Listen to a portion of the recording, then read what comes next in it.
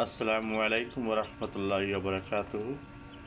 মাশাআল্লাহ, উদ্যোক্তা ভাই বোন, নগর কৃষি খামারের বড় জাতের পাহাড়ি মুরগির বাচ্চার যে আপডেট, আজকে চতুর্থ পর্ব।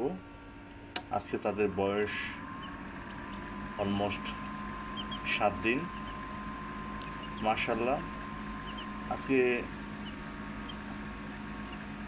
সর্বোপরি তাদের খুবই সুন্দর তৎপরমে অ্যাক্টিভিটি দেখতেছি। আল্লাহ তাআলার শেষ রহমতে তারা খুবই ভালো আছে, আলহামদুলিল্লাহ। তাদেরকে দেখেন খাবার পানি দিয়েছি। আজকে সকালে তাদেরকে আমি ভ্যাকসিন দিয়েছিলাম।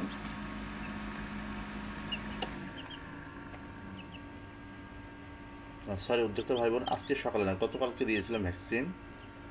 আজকে সকালে তাদেরকে আমি লিভার টনিক দিছি, আর রাতে তাদেরকে কিডনি টনিক দিছি। পাশাপাশি তাদের এই পানিতে আমি পিএইচ দিছি। পিএইচটা কেন দিলাম উদ্যোক্তা ভাই বোন? এই যে মুরগির পিছনে যদি মল লেগে থাকে, সেটা প্রাথমিক পর্যায়ে আপনারা পিএইচ দিয়ে সমাধান করতে পারেন। আমার একটা মুরগির পাশায় মল লেগেছিল, তার জন্য ভাবলাম যে তাদের খাবারটা পরিপূর্ণ হজম হচ্ছে না বা তাদের পায়খানা জাতীয় সমস্যা। এই পিএইচটা দিলে তাদের পানির যেই ক্ষতিকারক যে প্রভাবটা, যেমন গ্রাম পজিটিভ গ্রাম নেগেটিভ যে জীবাণুটা, সেটা কাজ করে এবং শরীরের পিএইচের মান ব্যালেন্সিং রাখে, তাদের হজম প্রক্রিয়া ভালো হয়। তাই পিএইচটা দিছি, ইনশাল্লাহ ঠিক হয়ে যাবে। তারপর যদি ঠিক না হয়, তাহলে আমরা তাদেরকে অ্যান্টিবায়োটিক অ্যাপ্লাই করা লাগবে। সেক্ষেত্রে আমরা অ্যান্টিবায়োটিক দেবো, অ্যামোক্সিসিলিনটা দিয়ে এবং এটা সেরে দেবো ইনশাল্লাহ, তাতে কাজ হবে। একটা জিনিস আপনাদেরকে বলে রাখা খুবই ভালো উদ্যোক্তা ভাই বোন, যত স্বল্প মাত্রায় অ্যান্টিবায়োটিক আপনারা মুরগিকে অ্যাপ্লাই করবেন, তত মুরগির জীবনী শক্তি ভালো থাকবে এবং আগামীতে তাদের ওষুধের কার্যক্ষমতা ভালো থাকবে।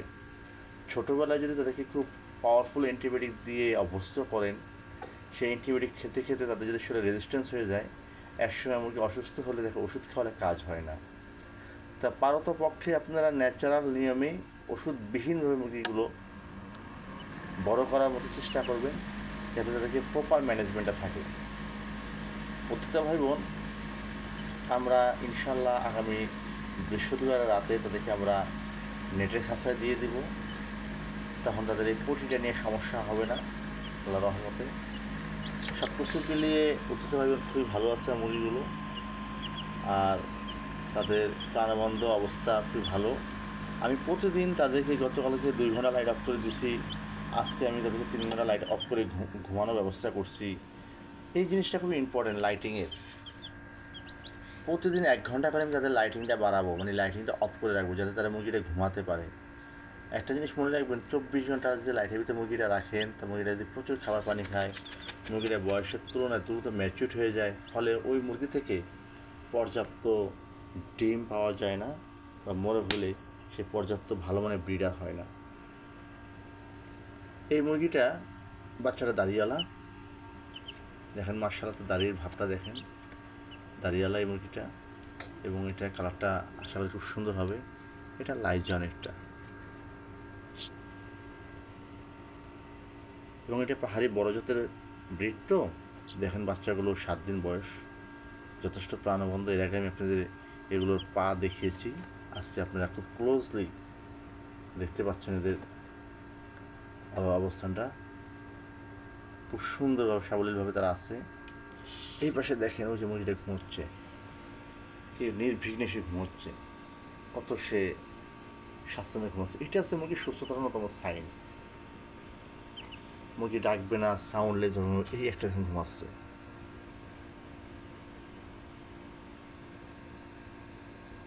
এটা ঘুমাচ্ছে। সব কিছু মিলিয়ে আমাদের নগর কৃষি খামারের বাচ্চার আছে 3য় পর্বে আপনাদেরকে আপডেটটা দিলাম। ইনশাল্লাহ আগামীতে আবার নতুন আপডেট দেব।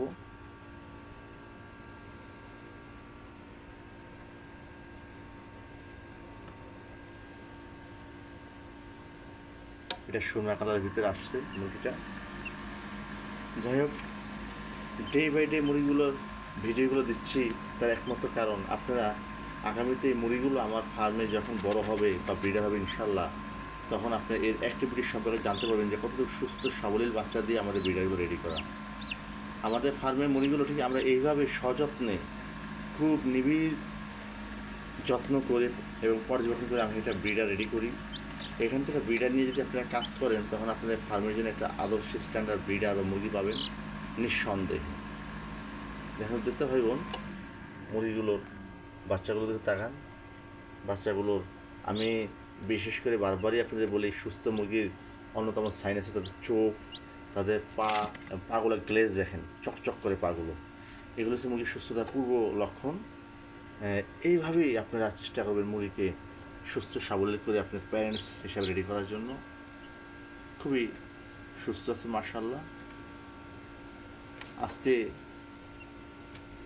নগর কৃষি খামারে বড় জাতের পাহাড়ি মুরগির বাচ্চার আপডেট এই পর্যন্তই। ইনশাআল্লাহ আগামীতে কথা হবে। আল্লাহ হাফেজ। আসসালামু আলাইকুম ওয়া রাহমাতুল্লাহি ওয়া বারাকাতুহু।